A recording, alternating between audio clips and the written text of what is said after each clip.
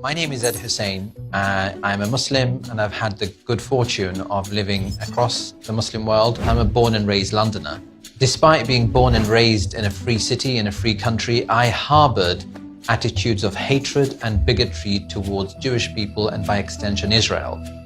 I don't often talk about this, but given the rise of extremism and anti-Semitism in our midst, here in the West, but also in the Middle East, I think it's absolutely necessary, in fact, religiously obligatory on Muslims who've gone through that journey to talk about it.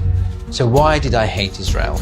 I started to meet extremist radicals from a host of organizations in the Middle East, most particularly Hizb ut-Tahrir and Hamas, who taught us that Israel was in occupation of Muslim land, so all of Palestine belonged to Muslims. I went to Hamas gatherings every Wednesday afternoon with professionals here. They were not all angry extremists. Many of them were accountants, lawyers, and engineers. And the message that we went away from those gatherings was to organize, was to agitate, to protest against Israel's very existence. For me, there was a major turning point that made me question our attitude towards Israel. I was driving along with a group of friends from a radical Islamist organization, and they saw Jewish people on a Saturday afternoon, and in North London they turned around and pulled down the window and said to them, "Go back to Israel."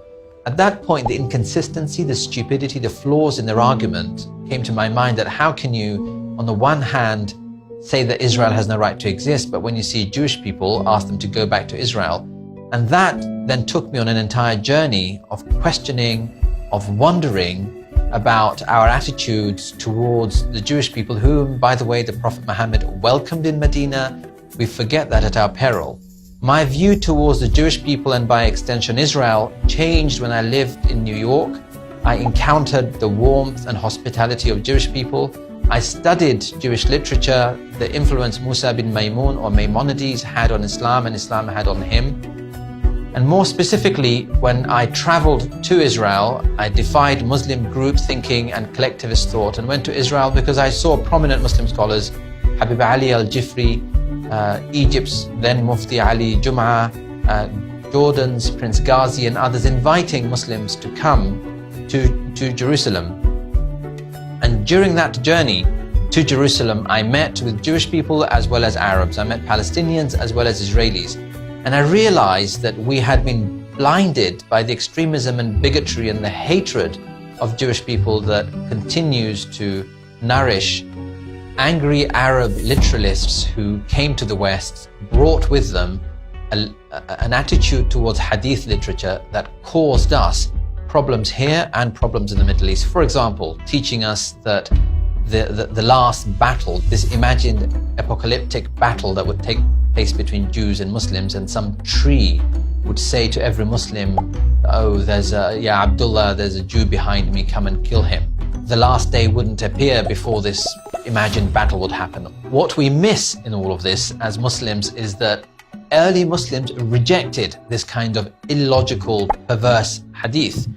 The focus on hadith always was it in compliance with the Quran? Was it in compliance with the Prophet's character? And did it make sense with the history and the seerah and the overriding compassion of Rahmatan lil Alameen, the mercy to mankind that the Prophet is described by God in the Quran? As I traveled across the Middle East, studied in Syria and Saudi Arabia, I realized that these were allegations against the Prophet that don't stand up to modern scrutiny. The Prophet could not have married a Jewish lady, stood up for a Jewish funeral, called on us to be circumcised like our Jewish cousins, allowed for us to marry Jewish women, and then said, "Kill Jews wherever you find them." So rather than placing them in their historical context and questioning their veracity, we have become literalists and extremists and started to claim that Jerusalem does not belong to the Jews. How dare we, when Sayyidina Umar, the second caliph of Islam, invited Jewish people back after 500 years of banishment by the Romans? What is this modern obsession that the Jewish people have no right to Jerusalem, when Jewish scriptures refer to Jerusalem more than 600 times, the Old Testament? In the Quran, there is no one direct reference to Masjid Al-Aqsa, Al-Quds, being here in this world. There's an indirect reference. Sufyan al-Thawri and other Muslim scholars thought that was in the heavens. So even for us, our claim to Jerusalem is contested. For the Jewish people, the claim to Jerusalem is completely verified and in keeping with at least 38 centuries of their history. As Muslims, we honor the Ashraf or the Sadat, the descendants of the Prophet Muhammad alayhi salatu wasalam. What then of the descendants of hundreds of other prophets? The Jewish people today, we forget Yaqub or Jacob is another name for Israel or Israel. So we should honor them and challenge the extremism and bigotry whenever it comes up in our masajid, in our mosques, on our websites, in our university campuses. This hatred of Jewish people must end. And we have other problems inside the house of Islam. And my next video on JTV will talk about some of those problems.